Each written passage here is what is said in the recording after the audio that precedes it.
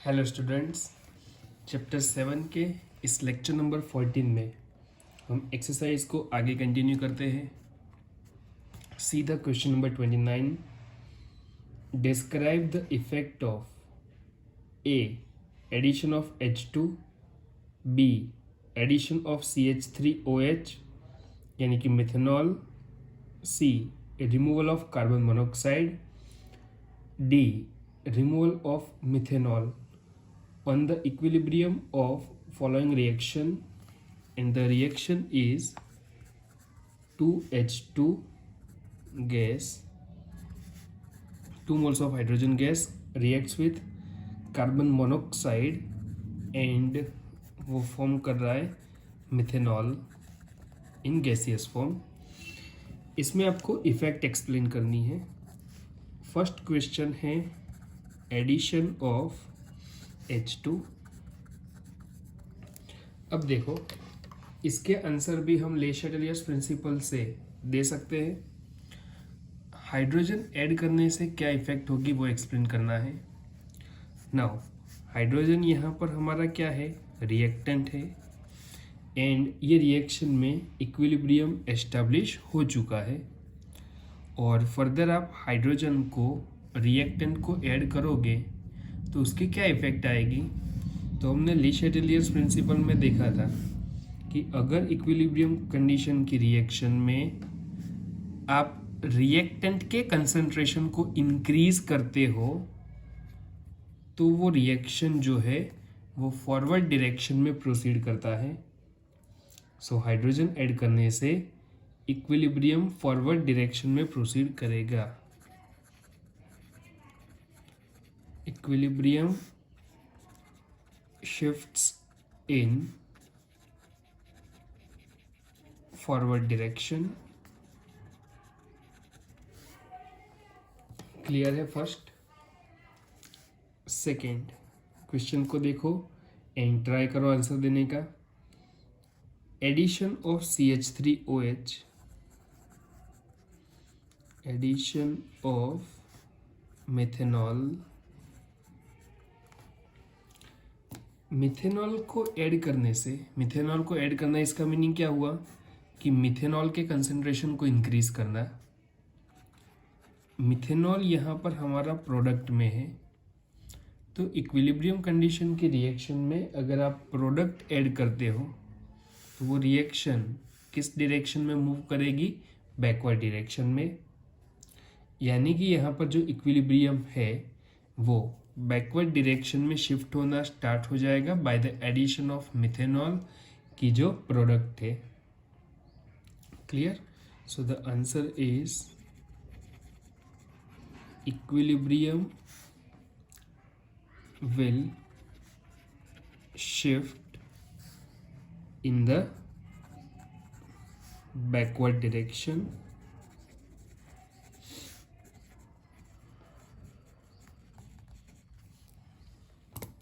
Clear. अगले question को read करो। C removal of carbon monoxide, ये है कार्बन मोनोऑक्साइड रिएक्टेंट, लेकिन इसको हम यहाँ पर ऐड नहीं कर रहे हैं, रिमूव कर रहे हैं। तो सोचो क्या होगा।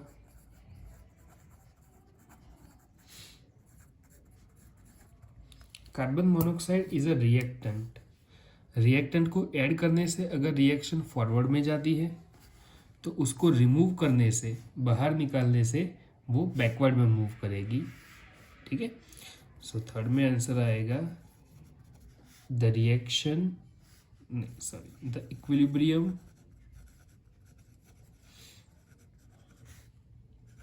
Will shift in the backward direction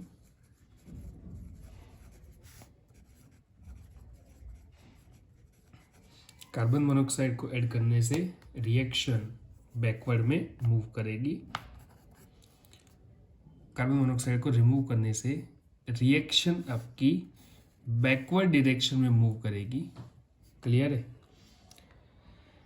D removal of methanol, methanol जो है उसको यहाँ से बाहर निकाल रहे हैं।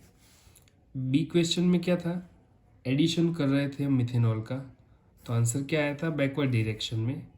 तो हम इसके रिवर्स प्रोसेस कर रहे हैं, रिमूवल ऑफ मिथेनॉल, यानी कि प्रोडक्ट को बाहर निकाल रहे हैं, रिमूव कर रहे हैं इक्विलिब्रियम कंडीशन में से। ऐड करते हैं तो बैकवर्ड में जाता है, तो रिमूव करेंगे तो रिएक्शन कहाँ पर शिफ्ट होगा, फॉरवर्ड डायरेक्शन में। यानी कि हम क्या लिख सकते हैं, the equilibrium will shift in the forward direction.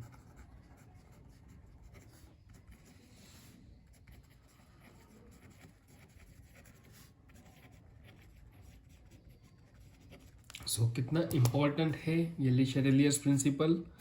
उसके क्वेश्चन इस तरह से बनाए जा सकते हैं, बोर्ड के अंदर भी इसके पूछे जाते हैं, जेई में भी इसके इस तरह से एमसीक्यूज बनाकर क्वेश्चन पूछ सकते हैं। तो एक इम्पॉर्टेंट टॉपिक है इस चैप्टर का।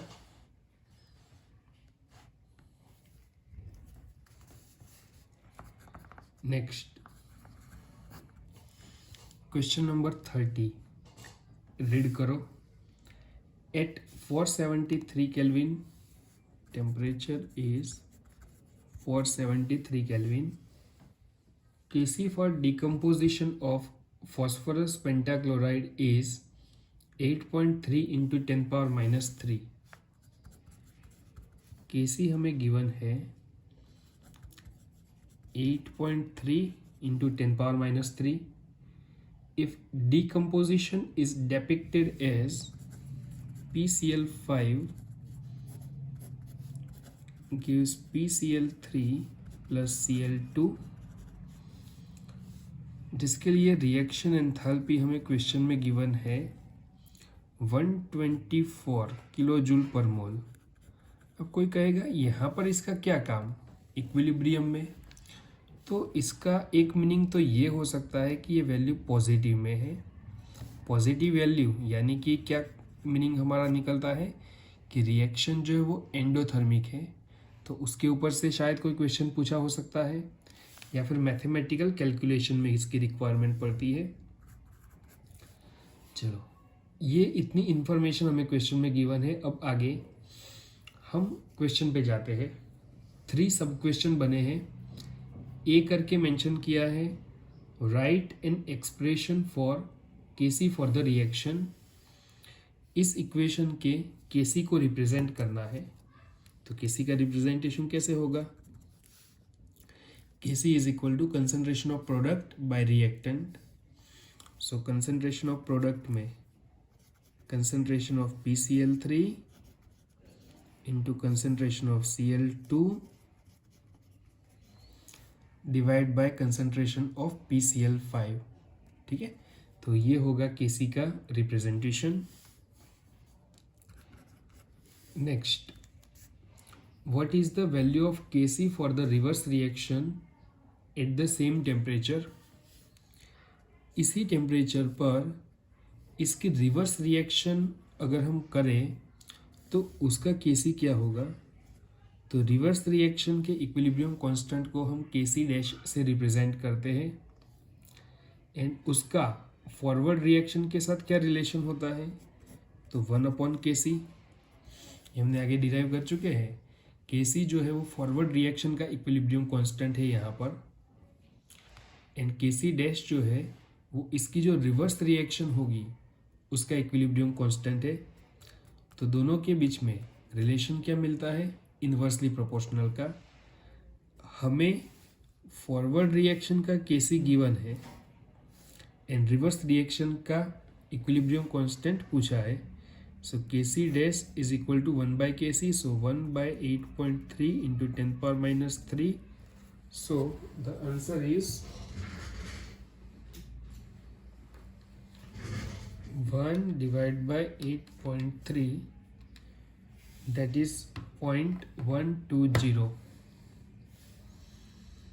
0.1204 इंटू 10 पावर, ये -3 है, ऊपर आएगा तो +3।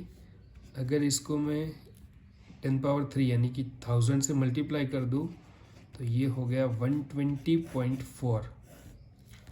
तो फर्स्ट हमें यहाँ पर क्या दिया था, फॉरवर्ड रिएक्शन का इक्विलिब्रियम कांस्टेंट दिया था, जिसके ऊपर से रिवर्स का हमने फाइंड कर दिया।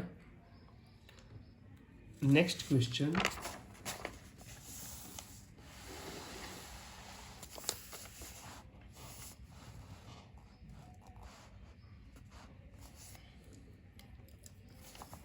Next c, what would be the effect on Kc, effect on Kc, ये हमें बताना है। इसके अंदर भी देखो 3 सब क्वेश्चन है। फर्स्ट है मोर PCl5 एडेड, हम फर्दर और ज़्यादा PCl5 को ऐड करेंगे तो क्या होगा Kc के ऊपर। सेकेंड है the pressure is increased, the pressure is increased, pressure के इंक्रीमेंट से क्या होगा। एंड थर्ड है the temperature is increased, the temperature is increased, temperature increase करने से क्या इफेक्ट होगी। तो सबसे पहले जाते हैं कि PCl5 को हायर अमाउंट में ऐड करने से Kc के ऊपर क्या इफेक्ट होगी। तो Kc जो है ना वो टेम्परेचर डिपेंडेंट प्रॉपर्टी है। रिएक्टेंट के कंसंट्रेशन को या फिर प्रेशर को इंक्रीज डिक्रीज करने से इक्विलिब्रियम कांस्टेंट Kc पर कोई फर्क नहीं पड़ता, क्योंकि Kc की वैल्यू हम तब मेंशन करते हैं जब इक्विलिब्रियम एस्टैब्लिश हो चुका होता है, यानी वो एक ही सिचुएशन होती है एट कांस्टेंट टेम्परेचर। तो टेम्परेचर चेंज करने से Kc का वेरिएशन होता है। अगर रिएक्टेंट एंड प्रोडक्ट के अमाउंट को इंक्रीज डिक्रीज करोगे तो उसके वजह से उसके ऊपर कोई इफेक्ट नहीं पड़ती। PCl5 की जो आपका रिएक्टेंट है उसको अगर आप ज़्यादा अमाउंट में ऐड करोगे तो Kc के ऊपर कोई भी इफेक्ट नहीं होगी। Kc रिमेन्स अनचेंज्ड, ठीक है। Second, the pressure is increased, अगर इस रिएक्शन का प्रेशर इंक्रीज किया जाए तो क्या होगा, तो वो भी आपको बताया। Kc is only temperature dependent term, pressure and concentration से कोई फर्क नहीं पड़ता। तो प्रेशर अगर हम इंक्रीज करेंगे तब भी Kc के ऊपर कोई इफेक्ट नहीं होगा। सो the answer is Kc remains unchanged. Third, the temperature increased, yes, equilibrium constant Kc की वैल्यू कोई एक पर्टिकुलर फिक्स टेम्परेचर पे फिक्स रहती है। अगर टेम्परेचर चेंज होगा तो Kc में वेरिएशन आएगा। तो पहला, टेम्परेचर इंक्रीज होने से वेरिएशन आएगा। अब क्या वेरिएशन आएगा, इंक्रीज होगा या डिक्रीज। तो हमें क्वेश्चन में एक इंफॉर्मेशन गिवन थी डेल्टा H इज पॉजिटिव, जिसका मीनिंग होता है endothermic reaction.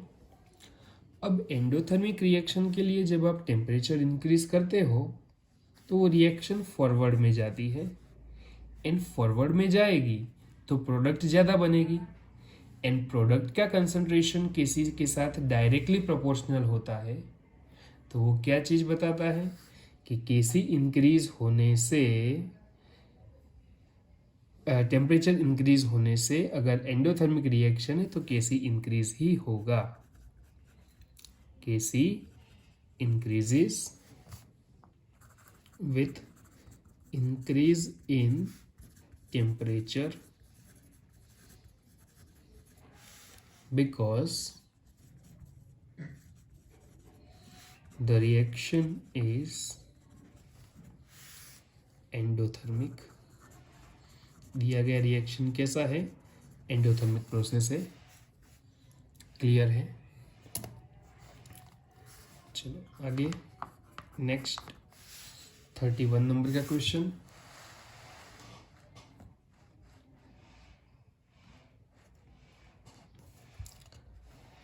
Dihydrogen gas used in Haber's process is produced by reacting methane from natural gas with high temperature steam.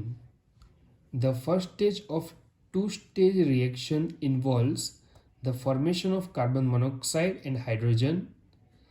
In second stage, carbon monoxide formed in first stage is reacted with more steam in water gas shift reaction. Carbon monoxide plus H2O gives CO2 plus H2.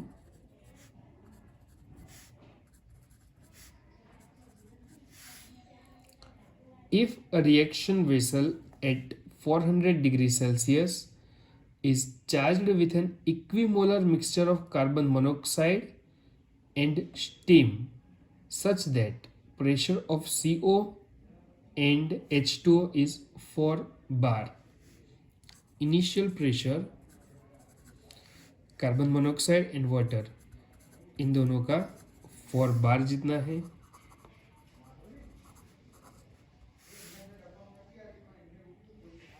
What will be the partial pressure of H2 at equilibrium? Equilibrium का partial pressure hydrogen का partial pressure equilibrium पर कितना होगा वो हमें find करना है। Temperature is 400 degree Celsius, KP is 10.1। तो देखो मैंने दी गई इंफॉर्मेशन को यहाँ पर नोट कर ली। रिएक्शन के ऊपर का जो पार्ट है ना वो महाभारत किया हुआ है जिसका कुछ काम नहीं है, ठीक है। वो सिर्फ ऐसे ही इंफॉर्मेशन दी हुई है। जो डेटा है वो रिएक्शन से स्टार्ट होता है। एक रिएक्शन हमारे काम की है एंड नीचे जो वैल्यू गिवन है वो सारी मैंने यहाँ पर लिख ली है, ठीक है। तो रिएक्शन के ऊपर का पार्ट जस्ट इंफॉर्मेशन के लिए है, कोई डेटा उसके अंदर कोई इंफॉर्मेशन हमें न्यूमेरिकल सॉल्व करने के लिए नहीं मिलती है। अब इनिशियल प्रेशर हमें इसके दे दिए 4 बार और कहा है कि इन दोनों को हम इक्विमोलर अमाउंट में लेते हैं। जब हम इन दोनों को रिएक्शन करना स्टार्ट करेंगे तो कार्बन डाइऑक्साइड एंड H2 बना होगा, लेकिन इनिशियली प्रोडक्ट के प्रेशर क्या होंगे 0, वो कुछ नहीं बनते। आफ्टर सम टाइम जैसे ही इसके अंदर फॉरवर्ड एंड बैकवर्ड रिएक्शन का रेट सेम हो जाएगा, इक्विलिब्रियम एस्टैब्लिश हो जाएगा, तब के मैं दोनों ही प्रोडक्ट के प्रेशर को P जितना सपोज कर लेता हूँ। एंड फाइंड क्या करना है आपको, जो हाइड्रोजन है ना उसका इक्विलिब्रियम पर प्रेशर कितना होगा, पार्शियल प्रेशर, उसका इंडिविजुअल प्रेशर वो फाइंड करना है। तो यहाँ पर मैं लिखता हूँ एट इक्विलिब्रियम, इन दोनों को प्रेशर P जितने सपोज कर लेते हैं। तो इस रिएक्टेंट के प्रेशर कितने होंगे, तो इनिशियली 4 थे, P जितनी प्रोडक्ट बनेगी तो उतना डिक्रीमेंट इसमें से आएगा। सो 4 minus P, 4 minus P। Clear है ये चीज। अब क्या करेंगे, बहुत सिंपल, केपी क्वेश्चन में दिया है, रिप्रेजेंट करेंगे, सारी वैल्यू पुटअप करेंगे, P फाइंड करेंगे, वही तो है हाइड्रोजन का प्रेशर इक्विलिब्रियम पर। क्लियर, चलो कंप्लीट करते हैं। KP is pressure of CO2 into pressure of H2 divide by pressure of CO into pressure of H2O. Kp is equal to CO2 का प्रेशर हमने P जितना सपोज किया है, H2 का भी सेम P जितना, divide by 4 minus P, 4 minus P, तो ये होगा P into P that is P square, नीचे 4 minus P whole square, Kp आपके पास है 10.1, दोनों साइड स्क्वायर रूट ले लेंगे तो square root of 10.1 is equal to P, नीचे आ जाएगा 4 माइनस P। क्लियर है? अब सिंपल मैथमेटिकल कैलकुलेशन है आपका, चलो कंप्लीट कर दो। ये क्या आता है आंसर चेक कर लो। 10.1 that is 3.178,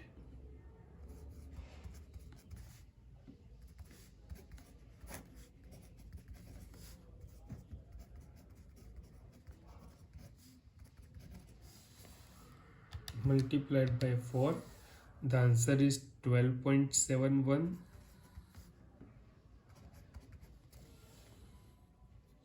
minus 3.17p, that is equal to P. So 12.71 is equal to P plus 3.17p, that is 4.17p is equal to 12.71. So P is equal to 12.71 divided by 4.17, that is equal to 3.04. So P हमें मिला 3.04 बार, and वही हमने suppose किया था hydrogen का pressure, hydrogen का partial pressure, उसका individual pressure, that is equal to P, and वो हमारा क्या आंसर आएगा 3.04 बार। चलो क्लियर है? तो ये है 31 नंबर के न्यूमेरिकल का answer.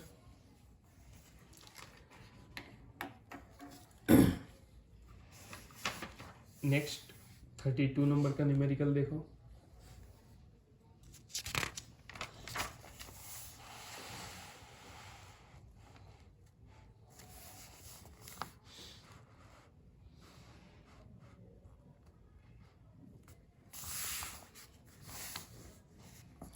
Seven 7.32 predict which of the following reaction will have appreciable concentration of reactants and products।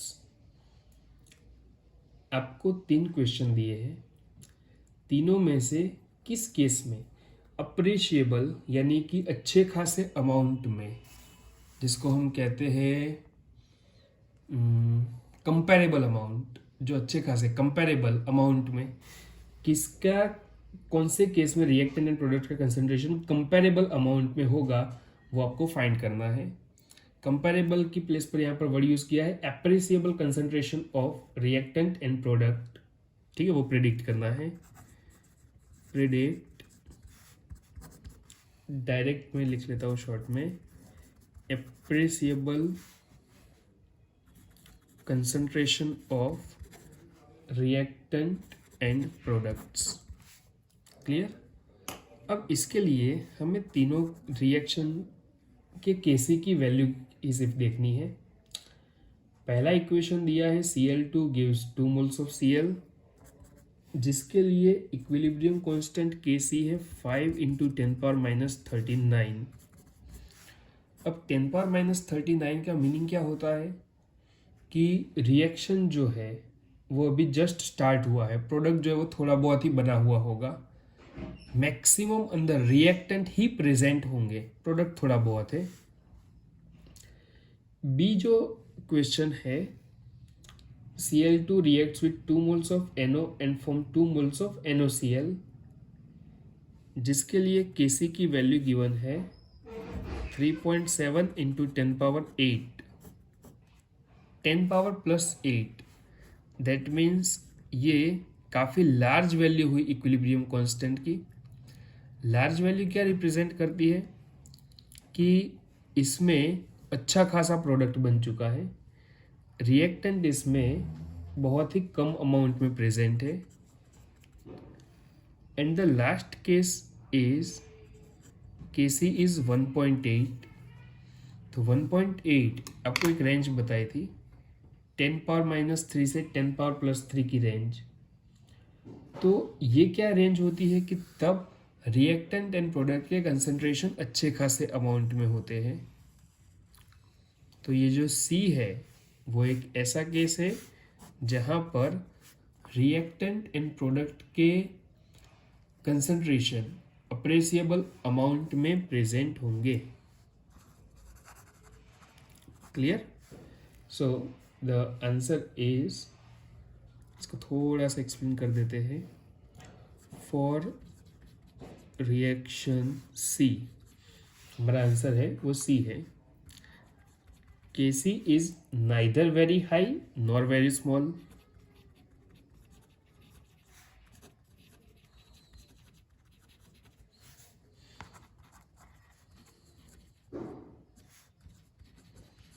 कोई बहुत ज़्यादा वैल्यू भी नहीं है, कोई छोटी भी नहीं है। सो therefore in this reaction at equilibrium, therefore in this reaction at equilibrium, वही फिर क्वेश्चन लिख दो as it is, reactants and products will be present in comparable amount या फिर appreciable concentration में होंगे।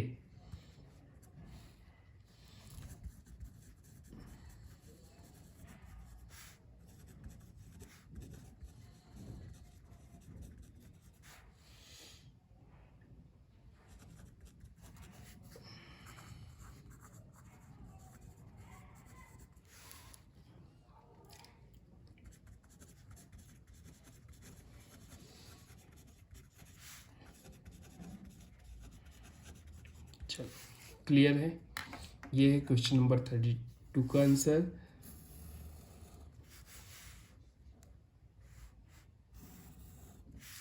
नेक्स्ट 33 नंबर का क्वेश्चन रीड करो।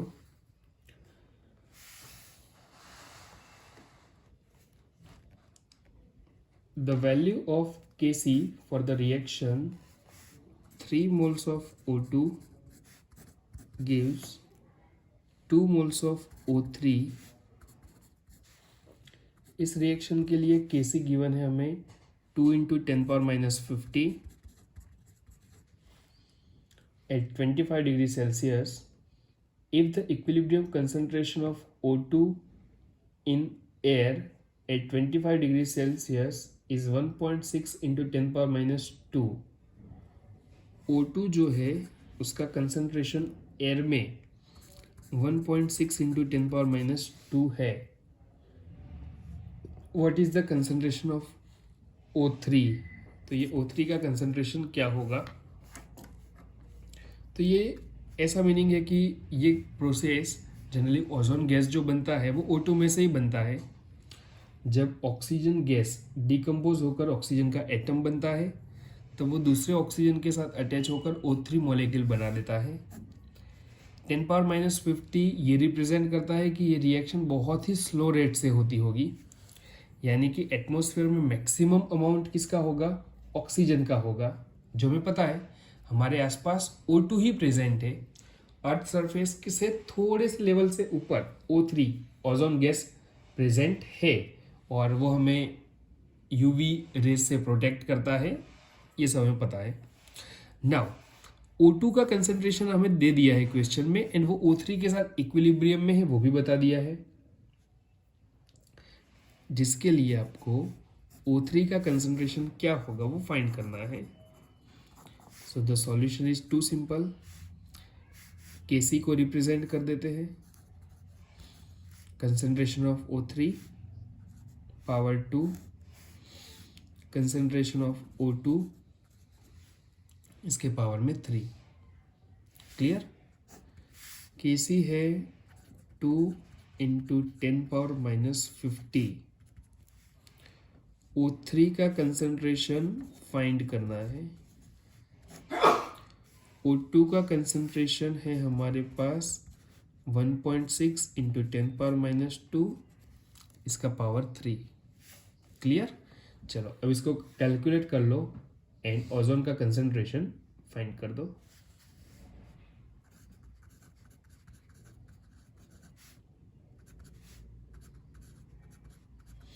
ये टर्म सीधी इसके साथ मल्टीप्लाई में जाएगी, 1.6 का क्यूब यानी कि 1.6 इंटू 1.6 इंटू 1.6 -2 इंटू 3, तो ये हो जाएगा 10⁻6 is equal to O3 power 2.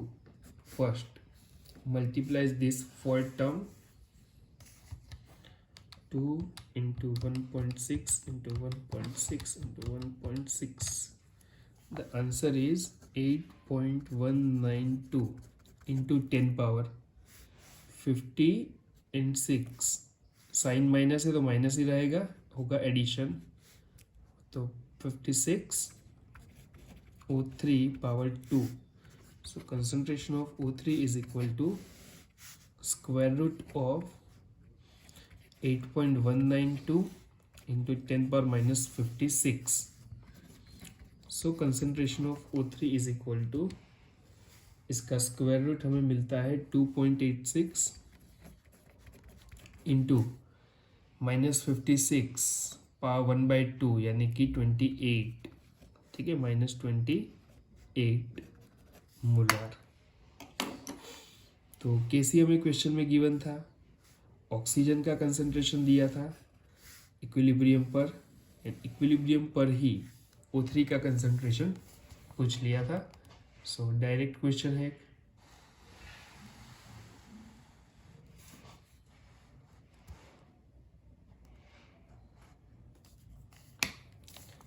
Next question number 34. Read the question. The reaction carbon monoxide plus 3H2 gives CH4 plus H2O.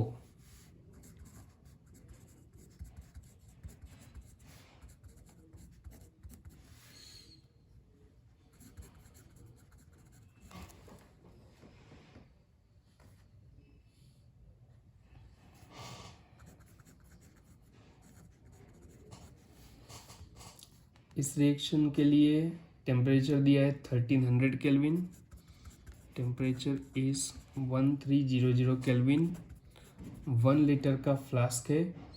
It also contain 0.3 mole carbon monoxide and 0.1 mole hydrogen and 0.02 mole water and an unknown amount of CH4 in the flask. Flask के अंदर equilibrium पर कितना amount है सबका reactant and product का वो दे दिया है. तो एट इक्विलिब्रियम, क्योंकि इनिशियल वर्ड यूज नहीं किया है, इक्विलिब्रियम एस्टैब्लिश है. इट ऑल्सो कंटेन मतलब ऑलरेडी इतना प्रेजेंट है. 0.3 mole carbon monoxide, 0.1 mole H2, 0.02 mole H2O, 0.02 mole H2O and unknown mole of methane. तो अननोन मोल को मैं फिलहाल X से रिप्रेजेंट कर देता हूं. Determine the concentration of methane in the mixture. इसका अमाउंट कितना होगा वो फाइंड करना है. Equilibrium constant Kc for the given reaction at given temperature is 3.9. Kc भी हमें क्वेश्चन में दे दिया है 3.9. ठीक है, तो देखो सब कुछ इक्विलिब्रियम पर ही गिवन है एंड एक प्रोडक्ट की जो मीथेन है उसका कंसंट्रेशन भी आपको इक्विलिब्रियम पर ही फाइंड करना है.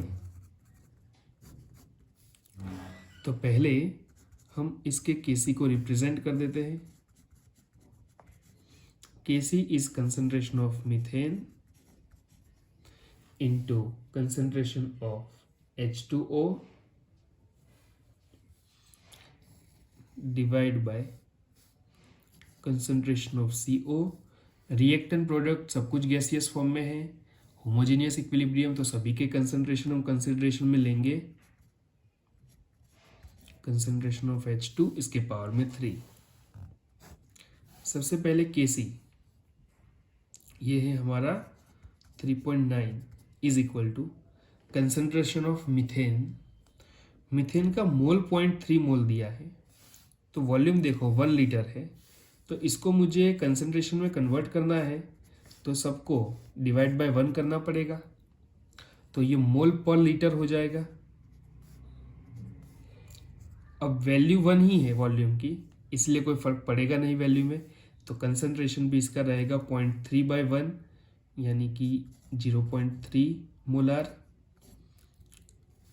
सॉरी मीथेन का पुटअप करना है, that is x into H2O का 0.02 molar divide by carbon monoxide का 0.3 मोलार इंटू H2 का 0.1 मोलार, इसका पावर 3। ठीक है, वॉल्यूम 1 लीटर था तो मोल पर लीटर किया, कंसंट्रेशन फाइंड किया, लेकिन वैल्यू हमारी एज इट इज रहेगी। इसको कैलकुलेट करो, x फाइंड कर दो, वही होगा आपका मीथेन का कंसंट्रेशन। क्लियर है? चलो कैलकुलेट कर लेते हैं। 3.9, इसको पूरे को मल्टीप्लाई कर लेता हूँ, 0.3 into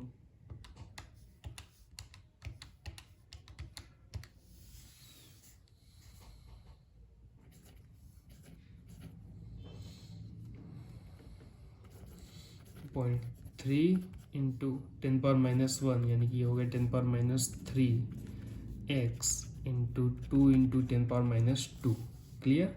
so x is equal to, ये टर्म इसके नीचे आ जाएगी, 3.9 इंटू 0.3, तो ये मुझे मिला है 1.17 इंटू 10⁻³ ये नीचे 2 into 10⁻²। So 1.17 divided by 2, the answer is 0.585 into 10 power minus 3 plus 2,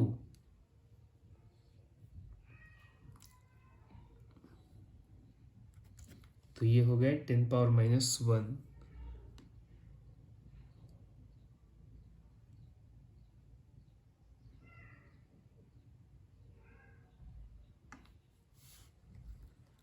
ठीक है, तो ये है 0.585 इंटू 10⁻⁻1 मोलार।